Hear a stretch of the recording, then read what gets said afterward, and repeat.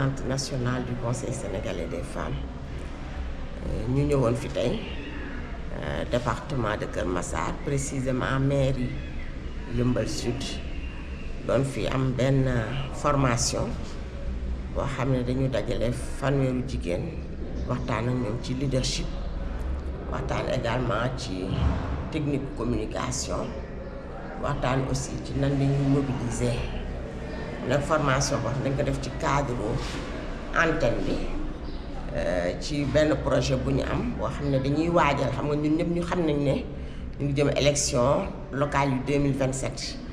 du ñu toog nag ba élection yi yegg si, dañuy commencer nii 2025 di waajal jëm 2027 ndax dañu bëgg jigéen ñi seen taxawaay gën a dëgër, mais jigéen ñi également gën a mobiliser, parce que ñëpp xam nañ ne loi sur la parité bi day may ci ñi ñuy tabb li mu góor ak li mu jigéen yem.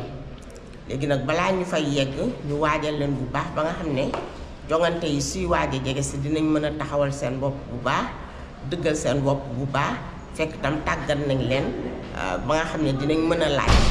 ndax li ñuy seetlu mooy bu ñuy defar liste yi dina bëri jigéen mu yem ak liste ci liste bi nombre góor ak nombre jigéen, waaye bu ñu leen xasee ba fal ba ñëw ci conseil bi jafe-jafe yi foofu lay commencé.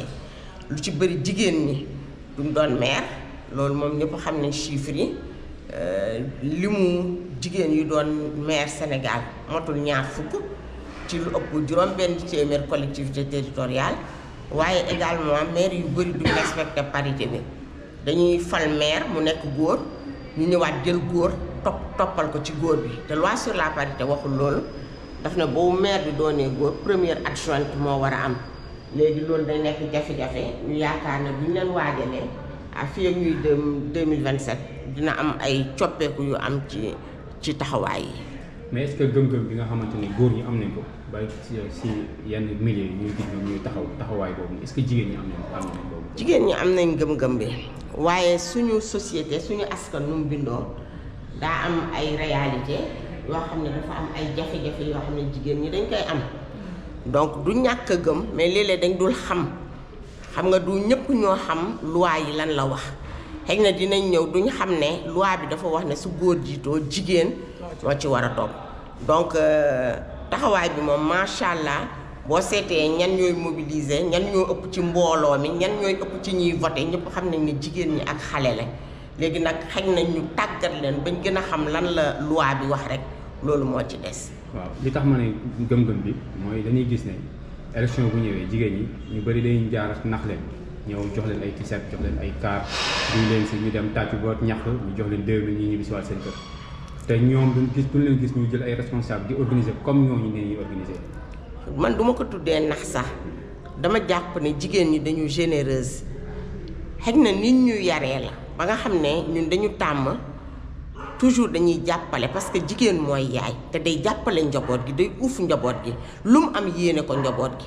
donc ñun dañuy yéene suñu càmmeñ, xëy na lu des mooy suñu càmmeñ delloo ñu njukkal, mais du dañ leen di nax.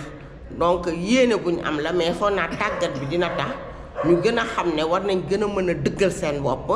bu ñu yëkkatee loxo di fal ñoom itam ñu mën a suñu ne premier adjoint jigéen ñu mën a yëkkati seen loxo également seen moromu jigéen jàppale leen, mais góor ñi également jàppale leen.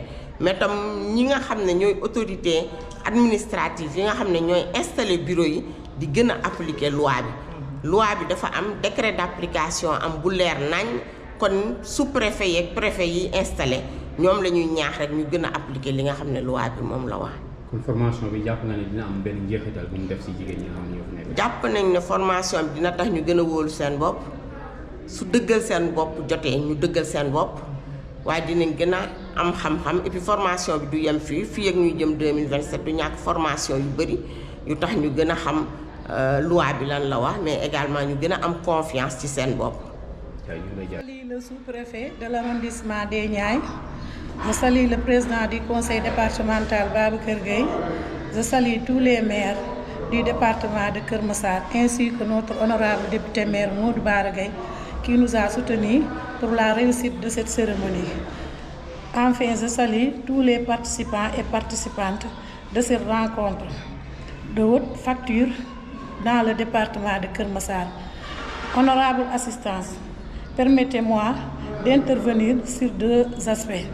D'une part, sur l'engagement des femmes dans la gouvernance locale pour l'inclusion et l'épanouissement des populations. Et autre part, sur l'importance d'avoir eu le COSEF comme partenaire ou allié dans ce département. Concernant l'engagement des femmes dans la gouvernance locale, nous pouvons retenir que dans toutes les communes du département de Keur Massar, les femmes se sont mobilisées afin de jouer pleinement leur rôle de conseillère municipale ou départementale, de présidente de commission ou adjointe maire ou vice-présidente. À cet engagement est conjugué avec le rôle de mère de famille, d'éducatrice des enfants, de gérante financière de nos foyers, de même titre d'avoir plus que les hommes.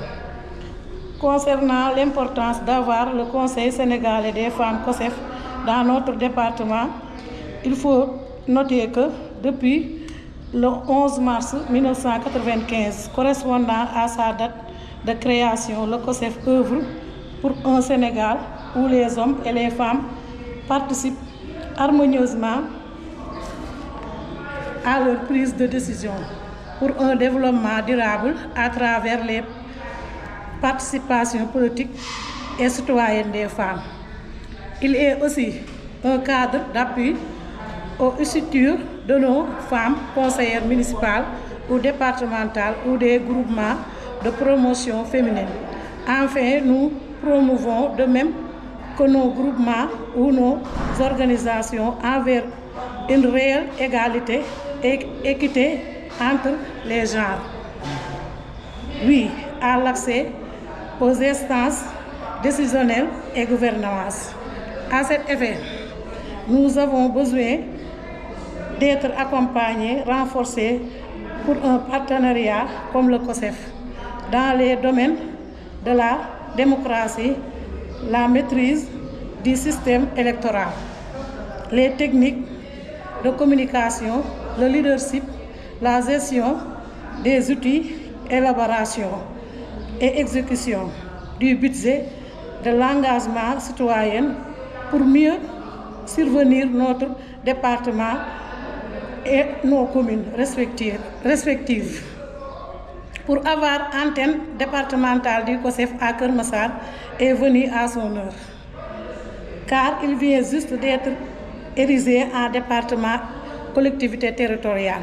Chers membres du COSEF, les femmes du département de Keur Massar se battent nuit et jour pour l'implication, la participation et la responsabilité des femmes, des hommes, des jeunes filles et garçons, des personnes handicapées et de toute la population de Keur Massar dans les instances de décision. Enfin, je précise que nous sommes tous engagés pour une gouvernance locale équitable, représentative, juste et inclusive, surtout dans la souveraineté, la justice, la prospérité, comme prévu dans la vision Sénégal 2050 de Monsieur le Président de la République, Bassirou Diomaye Faye. Je me présente, Madame la maire Konko Touré, conseillère municipale à Yeumbeul Sud, présidente de commission planification et projet, militante de la gouvernance locale et inclusive, aussi membre de bureau COSEF, en étant la trésorière adjointe et aussi la point focal COSEF ici à Yeumbeul Sud. Je suis Seynabou Sagna, maay présidente du Conseil sénégalais des femmes antenne Keur Massar. Installation du bureau du COSEF au niveau du département. Le may lancé rek mooy jigéen ñëpp, tous les acteurs, yaa xam acteurs politiques, yaa xam acteurs de développement, yaa xam société civile, nga ñëw adhérer ci COSEF. Parce que njëriñ lañ ci gis. C'est pour les femmes COSEF dafa ñëw pour suqali jigéen ñi, pour won yoon bi jigéen ñi, pour jigéen femme fu mu nekk rek mu wone boppam. Donc loolu laay ñaax man tous les acteurs politiques, féminines, société civile femmes de développement ñu ñëw adhérer massivement dans le COSEF. bëgg mën nañ xam COSEF lan mooy signification ak lan mooy ñu doon njëriñam. waaw COSEF c'est le conseil sénégalais des femmes COSEF organisation apolitique la boo xamante ne moom dafay ñëw pour jàppale jigéen ñi sur le plan politique sur le plan de développement ci lépp lay ñëw pour jàppale jigéen ñi donc loolu moo tax formation yi COSEF toujours day continuer di def des formations si jigéen ñi pour yee jigéen ñi pour won leen naka fan la ñuy taxawee ak naka la ñuy def si seen gox ci gox bu mu ne mais mënoon nañoo rek des COSEF national mais dañoo décentraliser dañuy ñëw fekk si jigéen ñi ci fu ñu dëkk ñu xool seen jafe-jafe ñi jëm leen a yóbbu ci kaw pour ñu xam naka la ñuy taxawee si seen commune si seen gox goxaan. COSEF ci yan kii lay taxawee moom day def ay formation wala ay financement wala lan la COSEF. COSEF nag du joxe ay financement COSEF day joxe rek ay xam-xam joxe ay stratégie naka la jigéen ñi war a taxawee ci seeni gox bu doon da ngay politique naka ngay taxawee ci sa commune naka ngay defee ci sa commune naka ngay réagir ba nekk soit maire wala premier adjoint au maire loolu lañu jigéen ñi nag ñu def naka la ñuy def ba nekk am l'autonomie ci seen bopp parce que jigéen ñi des fois du ñu xam naka la ñuy defee seen économie donc COSEF dafay ñëw pour yeete loolu.